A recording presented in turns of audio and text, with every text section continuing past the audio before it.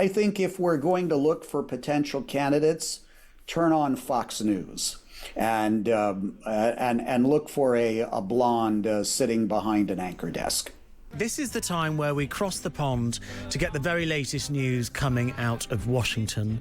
And I'm thrilled to say that this evening I'm joined by the former Voice of America White House Bureau Chief, Steve Herman. Good evening, Steve. Good evening. Thank you so much for joining us this evening.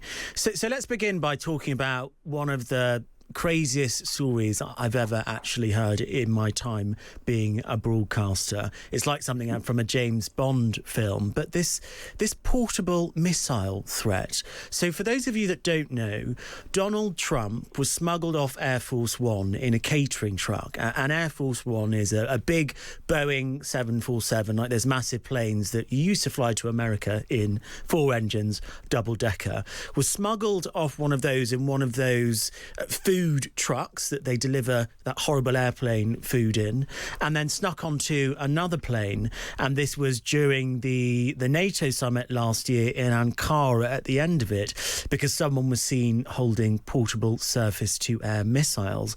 Last night, Trump actually confirmed that this operation happened, which was first reported by the Washington Post yesterday. He told reporters that he does what the Secret Service say.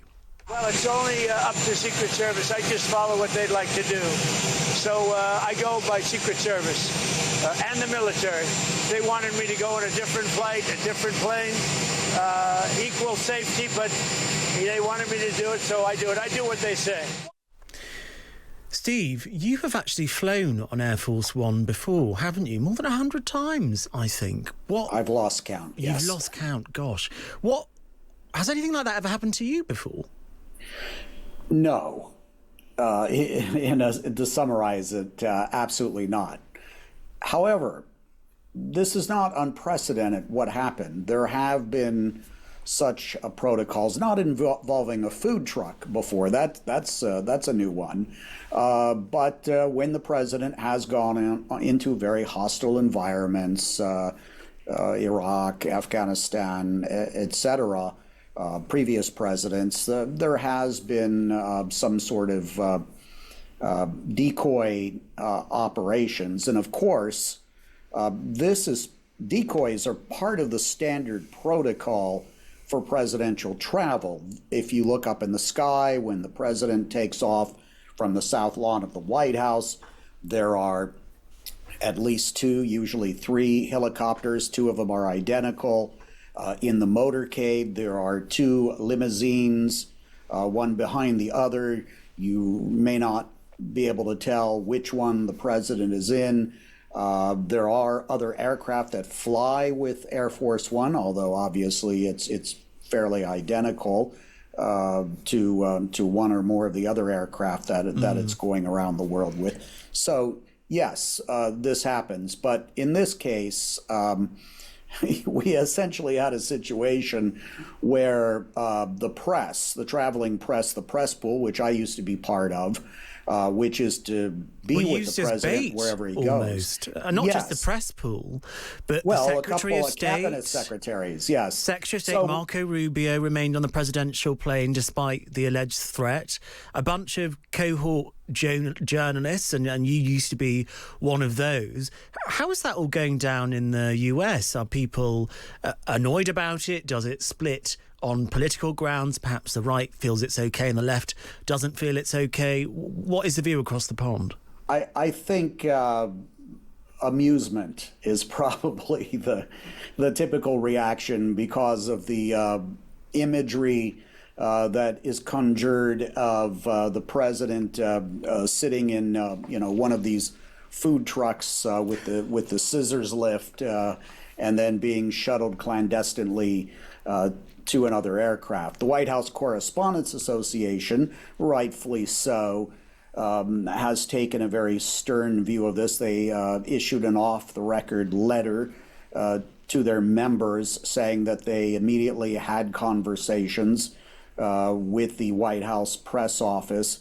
The fundamental concern, besides this whole question of using the press pool and the Treasury Secretary and the Secretary of State as bait, so to speak, is the continuity of government task of the press pool. When we're one of these reporters, we're supposed to be with the president, keep eyes on the president, to ensure if something were to happen, to be able to report it accurately and not just take the word of whatever the White House or other elements of the United States government are telling us.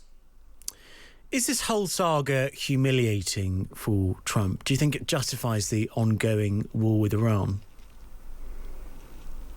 I'm sorry, does what justify the ongoing war with Iran? Does this whole incident justify the ongoing war with Iran? Oh. Because it is thought that this was the actions of Iran, and if Iran were that close to potentially shooting down a plane carrying the President of the United States of America, does this incident further justify Trump's war against Iran that he's in arms with Israel? Well, this all goes back as far as threats by Iran or attempts by Iran. We don't know really how serious they've been. To kill Donald Trump goes back to when he ordered the killing of Soleimani. Remember that? And so the president has literally had a sort of target on his back among the hardliners in Iran since then. They want retribution for that act, let alone everything that Trump has done since then, all the bombing and the deaths of innocent civilians and other members of the military leadership and the actions in the Strait of Hormuz. It's a long list, right? As a result of that, do you expect there will be more threats on Donald Trump's life, ones that could be as close as this? Well, any president of the United States is constantly facing threats that can come from hostile governments. Usually they're from crazy people and from people that are very upset about a president's political position. And tragically, of course, in U.S. history, some of these attempts have succeeded. And that's the job of the Secret Service. Now, the Secret Service, which the president says was the one who told him what to do. And I can tell you, there have been numerous times when presidents have decided not to follow what the Secret Service is advising. After all, he's the president of the United States and can overrule them. That's not prudent, obviously. And the Secret Service would just prefer that the president of the United States remain inside the White House for 4 years. So anytime the president steps outside, there is a potential threat.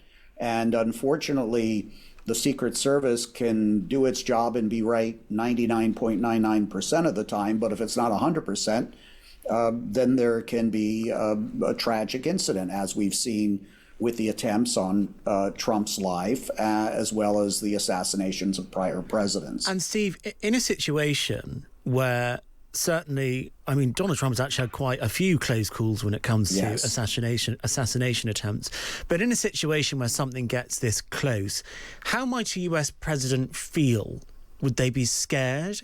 Would they be angry that the Secret Service hadn't caught things earlier so it didn't have to escalate to this sort of level, not just once, not just twice, but 3 times in this premiership of Trump's? Well, previous presidents have written about it and how frightened they have been at times. And Donald Trump has not talked that much about it, but he has said to certain people in almost that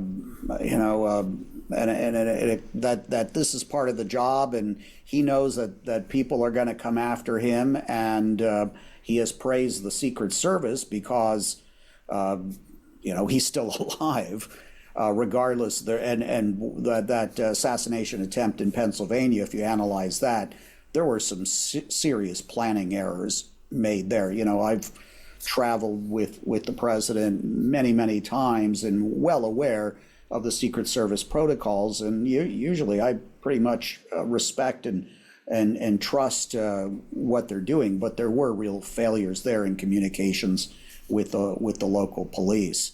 I kind of feel that Donald Trump sort of has a resignation attitude towards this, that there's only a certain, he can control a lot of things with his pen and getting before a microphone, but ultimately this is the one thing he cannot control, is if someone's going to actually be able to get in a position to shoot at him. It's a matter of luck or divine providence or whatever you want to call it. Steve Herman, I'd love to get your thoughts on something else perhaps the president cannot control. In some breaking news, President Trump has announced that the White House press secretary, Karoline Leavitt, will be standing down at the end of the month to spend more time with her family. In a Truth Social post, the president wrote, "Our wonderful White House press secretary and one of my most trusted aides, Karoline Leavitt, will be departing her role at the end of the month so she can spend more time with her beautiful young children and family. A decision I totally understand and respect!" Karoline will now be one of my top outside advisors and an influential voice within the Republican Party as we work to defy history and conclusively win the midterm elections. Steve Herman, what is your reaction to that breaking news? Not at all surprised. I always would tell people that the worst job in Washington was to be White House press secretary. You're on call 24/7, 365. You're in the public eye. You're dealing with, obnoxious reporters like me all the time. It's a very, very tough job. And Karoline Leavitt, has young children. And we saw this happen also with Sarah Huckabee Sanders in the first Trump administration.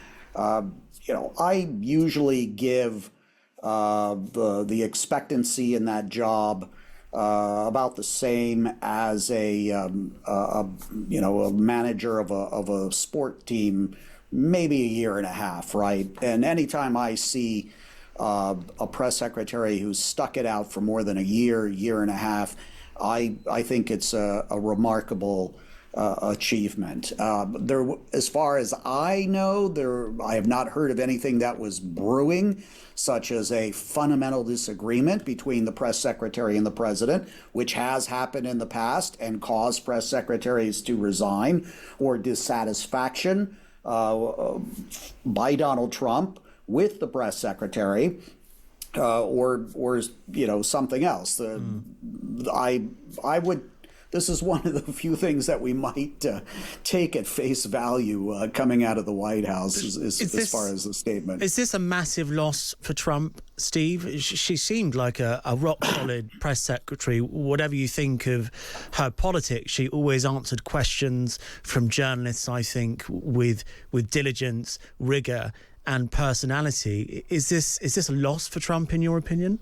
I think he will see this as a loss because, from all appearances, he's been very satisfied with the job he's done. He likes it when the press secretary gets out there and is combative and picks on the journalists, and also seems to be relatively articulate, which was much different than we saw at the very beginning of the first Trump administration, when Sean Spicer came out and said it was the largest crowd ever for an inauguration, and he was in an ill-fitting suit, not out of central casting, as Donald Trump usually prefers it. And I think he saw this current press secretary as one out of central casting, and I expect that's going to be a primary criteria of her successor, is how does that person look on camera? How do they sound on camera? But do not upstage the president. Karoline Leavitt, just born in 1997, 28 years old, in fact, excuse me. Who might be the next press secretary? Who might be the runners and the riders for this position? Is it coveted? Oh, I think, of course, this would be a coveted position until you get in there and do it for about 6 months. Then you're probably thinking, what did I get myself into? I think if we're going to look for potential candidates, turn on Fox News and look for a blonde sitting behind an anchor desk. Any particular blondes sitting behind any particular anchor desks? I would not hazard to throw out names. I'm sure we're going to see intense speculation with probably we'll have a list of about 5 candidates before nightfall here. Steve Herman, thank you so much for your time.